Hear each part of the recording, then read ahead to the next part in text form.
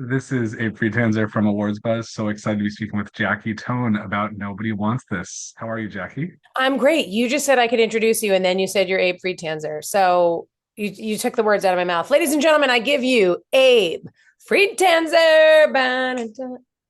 Hi, everyone.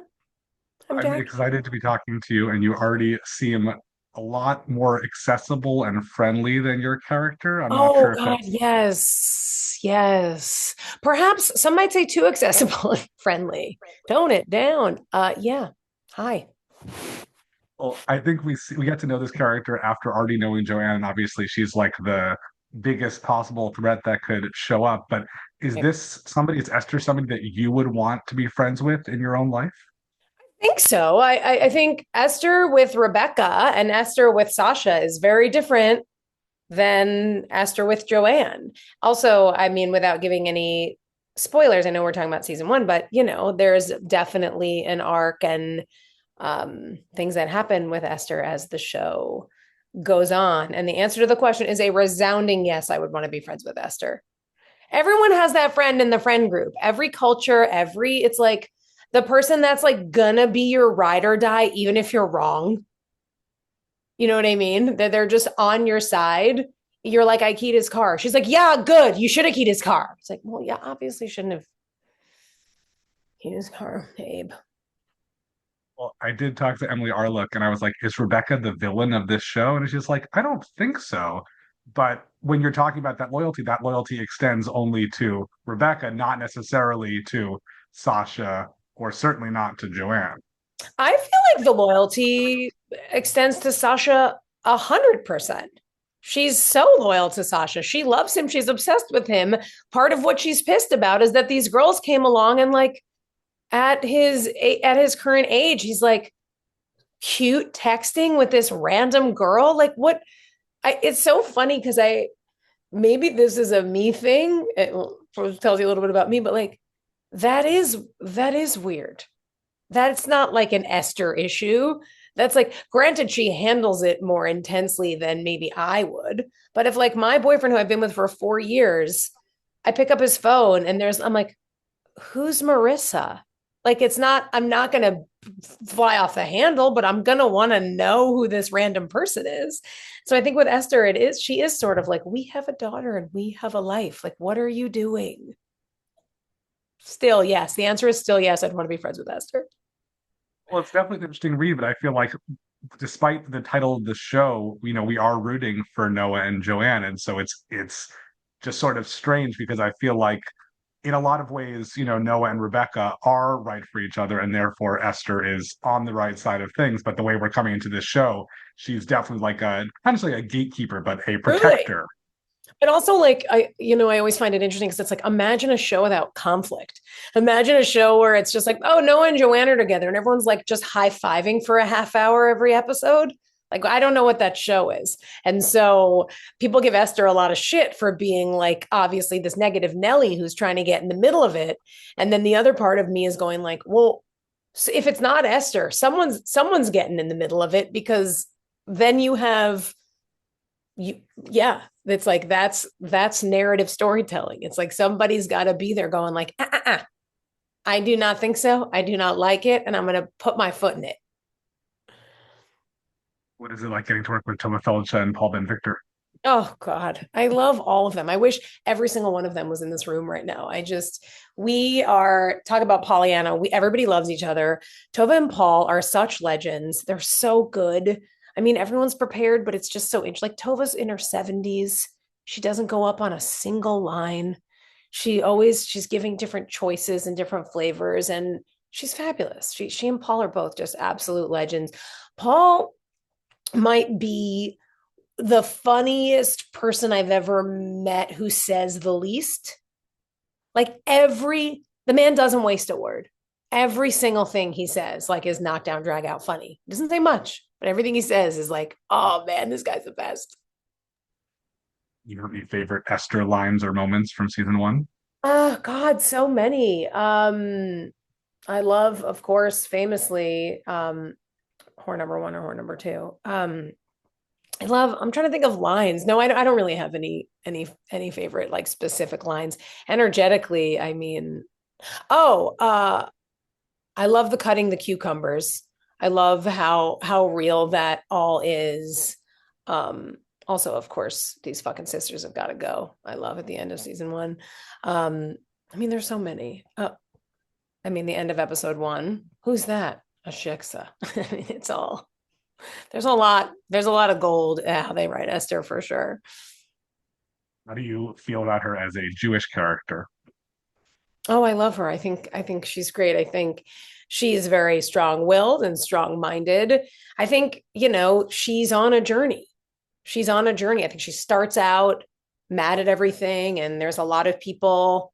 There's that character in all cultures, right? Like this isn't how we're not using a very wide brush to paint everybody, but Esther specifically, she's uptight. And then she goes on this journey where, sort of by episode 10, her daughter's bat mitzvah, she's going, well, why is everyone else having a good time? Why am I the only one following the rules? Why do I have to make sure my daughter's dress is a certain length and I'm doing the right thing and my husband isn't flirting with somebody else? And we need to make sure that the rabbi is with a nice Jewish girl. Like, why am I the one? Why am I?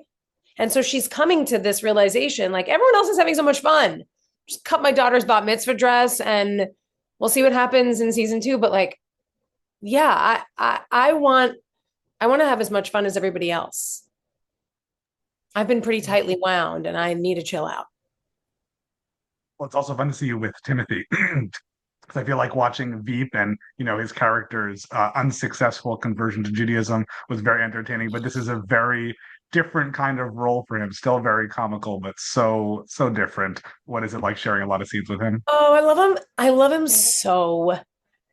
I love him so much. He makes me laugh so much. He's so warm.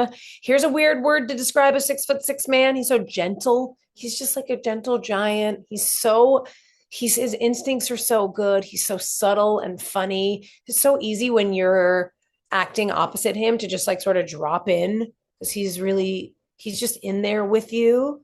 He's not making like huge choices. And so he's making a million choices, but they're not, it's just easy to be in it in it with him. Yeah, I love having him as a scene partner, and we get along so well. And so when we need to do like the cutie lovey stuff, it's easy because we're cutie and lovey with each other. He's fabulous. I feel like there's a lot I want to ask you, but most of it would just lead into spoilers you can't talk about for season I two. know. And since we just finished it, it's like on the tip of my tongue because the timing of everything is so interesting because you're asking about lines from season one, but I just did 4 months of lines from season two. So I'm like, oh, I have to rewatch season one so I can talk about this better. Well, you do, I guess, a lot of events with the rest of the cast, including, Justine, Adam, and Kristen. And I feel like it's an interesting dynamic because you guys are obviously very close and having a lot of fun together, but just generally very hostile on screen. Does that just make it more fun to get to see these people out in public? It does. I mean, it's a fun question because it's like it hostile on screen is so brief, like in our lives, that's happening. Also, again, season two is different, but yeah, it's like that's happening such a short period. And also in between every take, we're all laughing and loving each other. And before we work, we're in hair and makeup for 2 hours laughing and loving. And then after work, and then all the press. So it's like, 90% of our experience together. I'd say 100, because when we're acting, we're acting. It's not like that then translates to afterward. And it was like, you were a bitch to me earlier. It's like, yeah, it was written like that. I don't, so we love each other. Well, what non-spoilery preview for season two for how audiences will react to it can you offer? I think similar to my little veiled answer from a second ago, but um Esther's on a journey. All the characters are on a journey, but hers is certainly recognizing that she wants to lighten up. She doesn't want everyone to think she's mad all the time. She doesn't want to be mad all the time. And um so I think we see a bit of a new Esther in season two, or what she tries to make a new Esther. I think that people who are watching the show and excited to see this Jewish character will be excited about a new project of yours, a film which I had the chance to watch yesterday and premiered at the Bentonville Film Festival. Yeah. I would love to hear about your own experience at Jewish summer camp growing up. How much time do you have? So I went to Camp Wakanda growing up. It was upstate New York, and it was actually just 10 minutes away from the camp we shot floaters at. And so it was amazing being back there to, I mean, we really shot at the camp. We lived at the camp. Everything was a full camp experience, but it was in the middle of the fall and there were bears and lightning. But other than that, it was fully a camp experience. And my camp life was incredible. So my parents worked there, but it wasn't like they weren't in, I was still doing all the stuff with, my camp friends and stuff. But my dad was like the head counselor of the waiters, and my mom was kind of the camp mother, driving, like if anyone had to go to the doctor or whatever, my mom was that. And camp was the best. I loved going to camp. I definitely wasn't, I was realizing recently in one of my floaters interviews, because my character and the campers that I get close with were like sort of the outcasts and the letting our freak flag fly. And that was definitely me at camp. It's not like I've never really been in just always been in my sort of my own circle of weirdness. It wasn't like negative or on the outside or anything. Like I never really felt like an outsider, but I definitely wasn't like in the homogenized group of popular girls who did makeup and dressed cool. I was like being a weirdo. I like wore fairy wings to high school, and sent me to the principal, and they were like, "You need to take those off. Like, what are you doing?" I was like, "Oh, fair enough. I thought it'd be fun." So I just was like making weird decisions always, and that translates Right. to same answer. Just weird person doing weird things.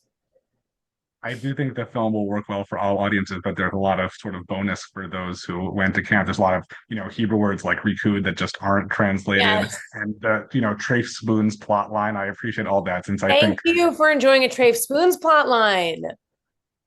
Me too. well, I had my brother had an ex-girlfriend who at one point was confused and thought that if she used the wrong spoon, my dad was going to bury her in the backyard, not the spoon. And so I think that's, very specific story that probably Very most people, specific. And I think what's fun about floaters too is like it's similar to Nobody Wants This. It's like specific but wildly relatable.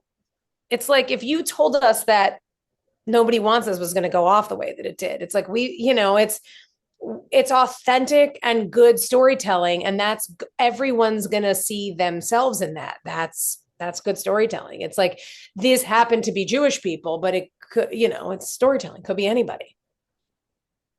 you have that, premiering in Bentonville, hopefully more afterwards. You have season two ready and coming in October. What else are you working on? What's next besides I was those? just talking to my publicist about. I don't think that the three things I've been going back and forth to Canada and doing different things, but I don't think I'm allowed to say yet. I don't think it's. I don't know. I'm always happy to, but I don't think I'm allowed yet. Steer away, steer away. We're steering away, Abe. Abe, We'll don't talk steer about me. next Abe, time. don't steer me toward, because I will go. You know that I will find the light. I'm like, I'll tell you. Okay, I'll trade you. I'll just take two random season two spoilers and we can skip Okay, whatever, perfect. Oh, okay, perfect. Oh my God, they'll kill me. or perhaps safer. What are you watching? What have you seen recently on TV that you liked a lot? Oh, I mean, I'm the worst at this, but when I give you my two answers, I hope they don't take my acting card away. But the two things I'm watching right now are RuPaul's Drag Race All Stars and the new season of Love Island. I have not had like a proper, we've just been going, going, going, going. And so when I'm unwinding, like getting into following a storyline of like I loved Slow Horses. I watched that show, I was upset, but I haven't seen season two. And I want to like have time and be home for a week. You know what I'm saying? Like I haven't been home in so long. I'm just like, when I turn on my computer in a hotel, I'm not about to like get into The Diplomat, which I can't wait to watch, but that's not yet. So Well, I'm like, we respect reality competition. The good news for you is Slow Horses season five is actually premiering this fall. You stop. have a lot. You have a lot to catch up on. There's only six episodes every season, but you're a little bit further behind than maybe you Not think. season five. I thought it was Yeah. season three. No, season four is going to be up for these Emmys, and season five is coming in the fall. I am dead. I thought it was three seasons. I've only watched one season. So I was like, and I know it's only six episodes, but I mean, like, That's a perfect. Thank you for making my point even more strongly. Mascara eyelid. Absolutely. Well, good news is season two of Nobody Wants This is still the next one. You haven't, unless I told you maybe that season three is coming, so we You can watch talk freely about Abe. season two. You That would watch be your fun. mouth, Abe. Okay. You be careful, Abe. You're Well, so this has been a lot of fun. I hope that we'll get a chance to delicious. talk Thank you for so all much this for having me. of course, and good luck with the floaters. I hope people really enjoy that. Thank you, buddy. I'll talk to you later.